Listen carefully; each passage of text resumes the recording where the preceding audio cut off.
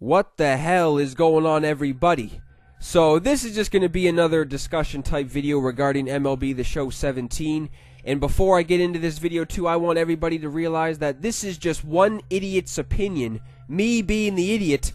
So I don't want anybody to get too excited or think that I know everything that I'm talking about, because there's no chance in hell I know everything that I'm talking about. So this is just one idiot's opinion, and I couldn't even help but think this when I was watching the previous live stream, as I'm sure a lot of people were. So when I was watching that previous live stream, I was just thinking, as they were just releasing all of these amazing cards into the game and just showing all these new cards and stuff, I didn't even think they would come close to unveiling the amount of cards they did. But they do have a good amount of new categories for cards these days. Like, they still have the legend sets, the flashback sets, obviously, but they do have so many more categories, like rookies, postseasons, impact, veterans, breakout players, and all-stars too, along with hardware players.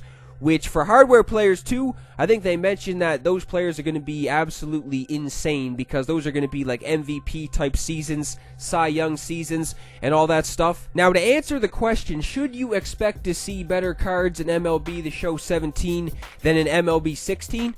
Hell yeah, you should, because they're already doing a bunch of stuff to tease some players. Like, I don't even know if a lot of people realize this. I'm sure a lot of people did. But in some just little short trailers for MLB 17, they were just showing some players, like Jorge Posada was one of them, Jason Giambi was one of them, Roberto Alomar was one of them too, but they already released one of his cards, a rookie Roberto Alomar.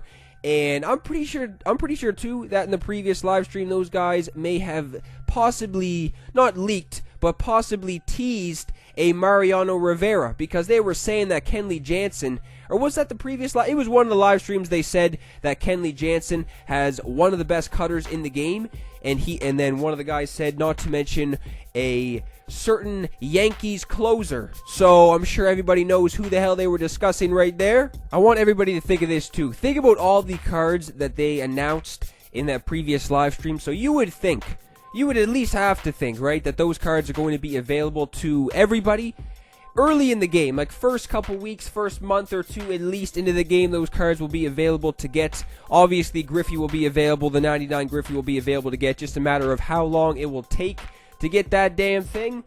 But I just want to bring up a picture too, because if they're already releasing some of these cards, and some of these players may have been in MLB 16 as well. So I want you to look at this 97 overall Hanley Ramirez from MLB 16. Very good card. No chances that this is a bad card or anything. This is a very good card with the very good contact and good power against righties.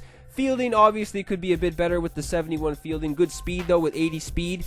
Now I want you to take a look at the 93 overall Hanley Ramirez that they released in this game. I mean, hitting stats wise, pretty comparable, right? But when you get to the power versus lefties with the 99, that is way better than the MLB 16 Hanley Ramirez. Obviously, the fielding is still suspect with 68. It is 3 attributes worse than from MLB 16. But when you got somebody with fielding like that, I don't know, that doesn't really make much of a difference if you ask me. The speed is obviously worse too, but if you cancel out the fielding and the speed, and you add that 99 power, I think his power is like 50-something in MLB 16 on the prime Hanley Ramirez. How isn't this card at least still a 96 or 97 overall? You know what I'm saying? Like, the vision is still the same and all that stuff. The contact is still very, very similar. So this card should, you would think, at least be like a 96, 97. This card is a 93 overall. So if you're sitting there thinking that this card is a 93, the prime Hanley was a 97 in MLB 16, and they're just releasing these cards to the public, you would think that this year they're going to focus on higher overall, like 97, 98, 99 overall players to be a lot better. I mean, how many times did you look at a 98, 99 overall card in MLB 16 and think, is this thing even good? Like I said before, with the Diamonds being a 90 overall now, I just think that they're going to pay more attention to higher overall, 90 overall cards and stuff like that. Now that they got the new hardware category too, with those players with MVP type seasons, Cy Young seasons, you know for a fact that those motherfuckers are going to be incredible, man. So whenever you get a 98, 99 overall card in this game, it is probably going to be nasty.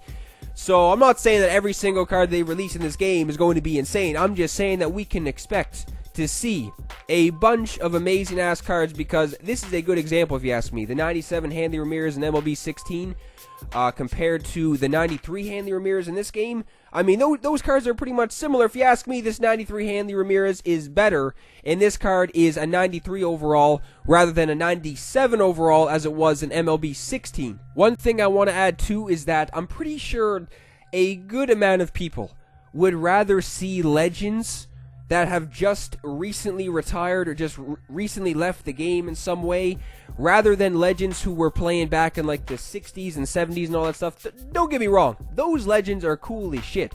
I'm just saying that I'm sure a lot of people would rather see some recent legends who played in like the early 2000s, late 90s and stuff, and I just think they are going to pay more focus on that too, because yeah, they already mentioned Jason Giambi, Jorge Posada in some of these trailers, Mariano Rivera, and just from some of these flashbacks released, like Johnny Damon, it looks like they're going to pay more focus on some of these most recent flashbacks and legends and stuff, so that's going to be pretty damn cool, man. You know, all those players are going to be amazing too. The thing about all these categories too is I don't think they released one player from any of these categories that looked even close to bad. Like, they already released for the rookies, they already released a rookie Roberto Alomar and Noah Syndergaard. Those cards look very good. When it comes to postseason, I mean, they did have postseason flashbacks in MLB 16, but I don't even think those cards we even have decent if you ask me. Like Madison Bumgarner, I think Adam Wainwright was one of them too.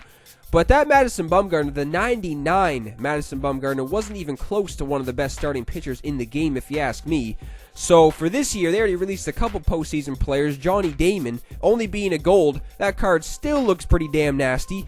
I don't even know if this is just me, because I said this in one of the previous videos I did regarding the live stream. This Pablo Sandoval is a 93 overall. Look at this damn thing. Don't even tell me this card doesn't look sick. This is only a 93 overall. This is exactly what I'm saying. If this card is a 93 overall, what can we expect to see from 97, 98, 99 overall cards in this game? They also released a Kyle Schwarber postseason card, which is very good. I mean, the vision may not be that good, but the power is ridiculous, obviously. And the impact veterans, a new category. Hanley Ramirez is an impact veteran. Hunter Pence is a impact veteran with the good hitting stats versus lefties. They also got Breako players. That's a new category in this game. Nelson Cruz was one of the Breako players they released so far, and they got All-Stars Craig Kimbrell. This is a 99 Craig Kimbrell, who was pretty much the same card was in MLB 16. Nonetheless, this is a nasty card, no question about it. And Giancarlo Stanton is also an all-star card that they released in this game. When I said the hardware players, or when they said the hardware players were going to be Cy Youngs, MVPs, I mean, just the fact that the 99 Ken Griffey Jr. is going to be a hardware player just tells you what we can expect to see from hardware players too. So I don't know, man, I don't want to get anybody's hopes up in all this stuff, but I'm just saying that we should expect to see a bunch of amazing ass cards in this game, 100%. One last thing too, the fact that we can see some daily missions and some new events and just new modes and features in Diamond Dynasty says it all. There's going to be new ways to earn players. They're still bringing back previous game modes like BR, just to name a couple. So yeah, man, just like daily missions and stuff, you know they're probably going to give you some type of reward where it's a certain player that you may not be able to get anywhere else. Same with events and just other ways to earn players in this game that you didn't see in MLB 16. This game is going to be stacked with players. I mean, I may be speaking out of my ass in this whole entire video, but at least some people may have to agree with me when I'm saying that they're releasing some of these low 90 overall diamonds, and how good did these cards look? So when it comes time to releasing 97, 98, 99 overalls, hardware players, and just other players from certain categories, how can they not be absolutely amazing? But this was just a quick discussion video, man. I just couldn't help but think that. I'm not sure if anyone else thinks the same as me, if they're getting their hopes up and shit. I'm just saying that some of these players, they are leaking. Some of these players, they are teasing in certain trailers. Got me thinking that MLB The Show 17 may be one of the best sports games ever released, player-wise and just feature-wise. So this is going to be incredible. Let me know down below if you guys agree with anything I said in this video, because like I said, I could have been rambling on about BS this whole video.